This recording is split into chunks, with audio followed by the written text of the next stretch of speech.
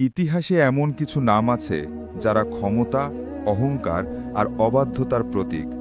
তাদের মধ্যে অন্যতম ছিল নমরুদ ইবন কানআন। সে ছিল বিশাল সাম্রাজ্যের শাসক। অসংখ্য নগর, প্রাসাদ, সৈন্যবাহিনী তার অধীনে। মানুষ তাকে ভয় করত, তার নাম শুনলেই কাঁপত। কিন্তু নমরুদ জানত না ব্রহ্মাণ্ডের প্রকৃত রাজা কে। যার সামনে পর্বত নত হয়ে যায়, আকাশ চিরে আজান ওঠে, তিনি পরম করুণাময় আল্লাহ। এই গল্প সেই সময়কার যেখানে আল্লাহর এক তরুণ নবী ইব্রাহিম আলাইহিসসালাম একাই দাঁড়িয়েছিলেন একটি পরাক্রমশালী সাম্রাজ্যের বিরুদ্ধে। এখানে সত্য ও মিথ্যার, তাওহীদ ও শিরকের, আল্লাহর শক্তি ও মানবের অহংকারের এক চিরন্তন সংঘর্ষের কাহিনী রয়েছে। চলুন শুরু করা যাক। নমরুদ শাসন করত বাবিলের জমিনে। তার শহর ছিল বাণিজ্য, সমৃদ্ধি, সোনার নগরী। তার চারদিকে বিশাল প্রাসাদ, সাদা পাথরের স্তম্ভ, জঞ্জিরে বাঁধা সিংহ আর হাতি, আকাশে তুলে ধরা পতাকা যার রং দেখেই বোঝা যেত এদেশে নমরুদের ছাড়া আর কেউ রাজা নেই। নমরুদ শুধু রাজা ছিল না, সে দাবি করত যে আমি ঈশ্বর, আমি জীবন ও মৃত্যুর অধিপতি। মানুষ তার সামনে মাথা নোয়াত, কারণ না নোয়ালে তার সৈন্যেরা আগুনে ছুঁড়ে ফেলত, কাঁটা বেছানো গর্তে ফেলে দিত কিংবা শুলে বিদ্ধ করত। সেই সময় মানুষের হৃদয়ে অন্ধ ছিল। মূর্তি, আগুন, সূর্য এগুলোকে তারা উপাস্য মানত। আর নমরুদ, সে নিজেকে মানত সব কিছুর ঊর্ধ্বে, ঈশ্বরের আসনে বসে থাকা এক অত্যাচারী। এই অন্ধকার পৃথিবীতে জন্ম নিলেন এক আলোক রশ্মি, ইব্রাহিম আলাইহিসসালাম। যে পরিবারে তিনি জন্মেছিলেন তার পিতা আজার ছিলেন মূর্তিকার। মানুষকে ভুল পথে নিয়ে যাওয়া মূর্তিগুলোই তিনি তৈরি করতেন। ইব্রাহিম আলাইহিসসালাম ছোটবেলা থেকেই দেখতেন মানুষ এই পাথরের মূর্তিগুলোর সামনে মাথা নোয়াচ্ছে, দান খয়রাত দিচ্ছে, কান্না করছে, তাদের ক্ষমতার ভিক্ষা চাইছে।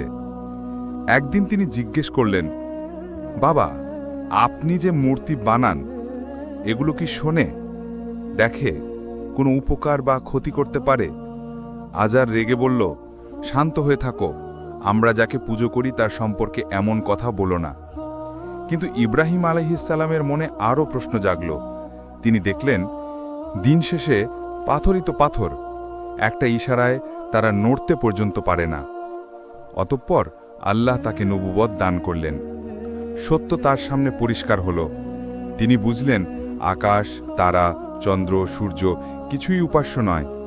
তাদেরও স্রষ্টা আছেন, যিনি নিখুঁতভাবে সব কিছুকে পরিচালনা করেন। ইব্রাহিম আলাইহিসসালাম সেই সত্যের ডাক দিলেন নিজের জাতিকে আর উঠে দাঁড়ালেন নমরুদের সাম্রাজ্যের মুখোমুখি। মূর্তি পূজার বর্ণাঢ্য উৎসবের একদিন যখন সবাই শহরের বাইরে চলে গেল আনন্দে, ইব্রাহিম আলাইহিসসালাম নিঃশব্দে ঢুকলেন মন্দিরে। সেখানে সারি সারি মূর্তি, বড় ছোট, সোনার, রূপোর, সবই সাজানো। তিনি একটি কুঠার দিয়ে সব মূর্তি ভেঙে চুরমার করে দিলেন। কেবল একটি বড় মূর্তি অক্ষত রাখলেন আর কুঠারটি ঝুলিয়ে দিলেন তার কাঁধে।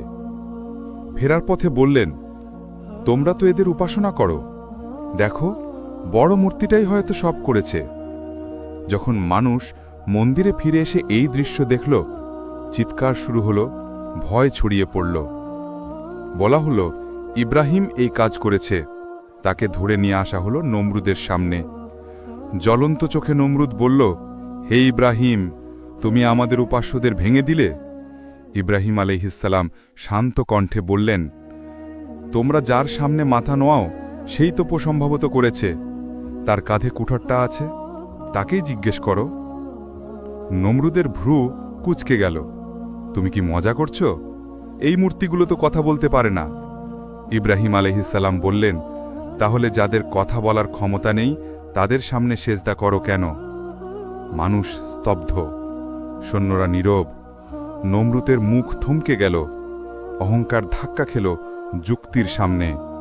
নমরুদ চিৎকার করে উঠল, ইব্রাহিমকে জীবন্ত আগুনে পোড়ানো হবে, দেখি তার আল্লাহ তাকে বাঁচাতে পারে কিনা। তার আদেশে মাইলের পর মাইল কাঠ জমা হলো।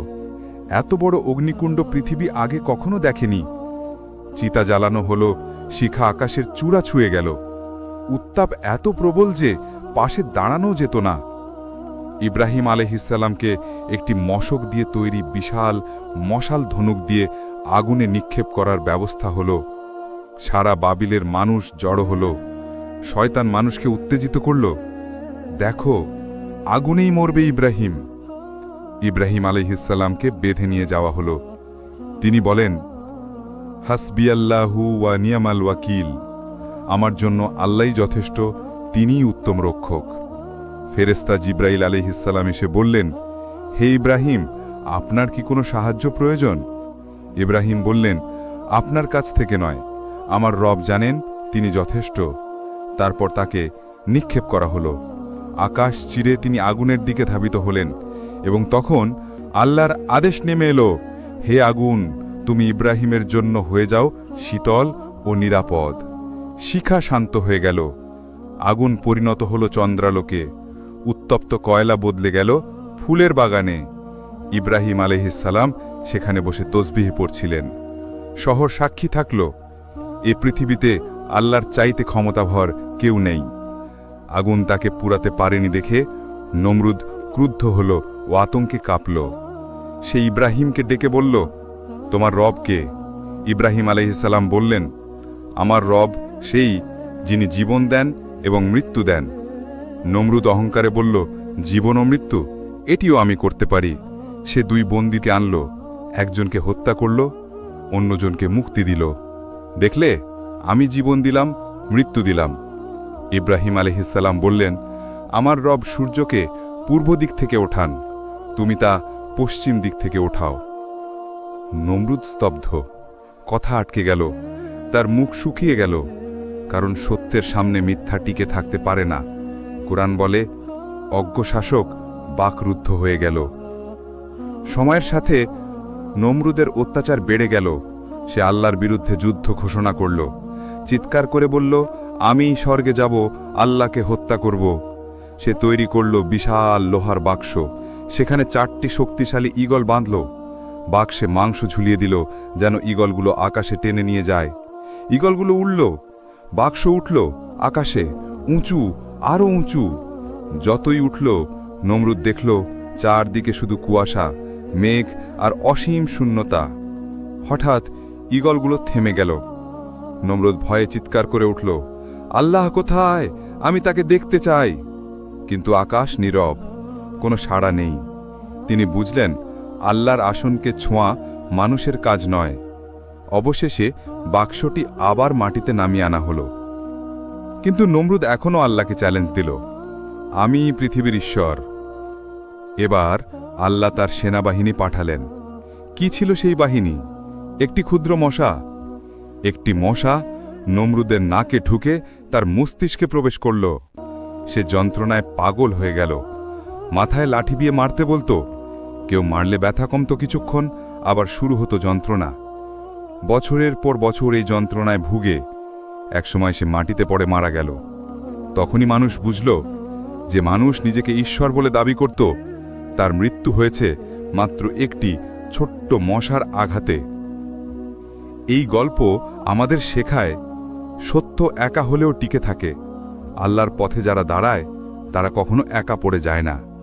পৃথিবীর বড় বড় অত্যাচারীরা পতন হয় একদিন, আর আল্লাহর শক্তির কাছে সব সিংহাসন, সব রাজত্ব ক্ষুদ্র।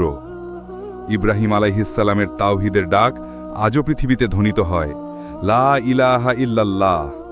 আর নমরুদের অহংকার মাটির নিচে চাপা পড়ে আছে, যেখান থেকে আর কখনো সে ফিরবে না।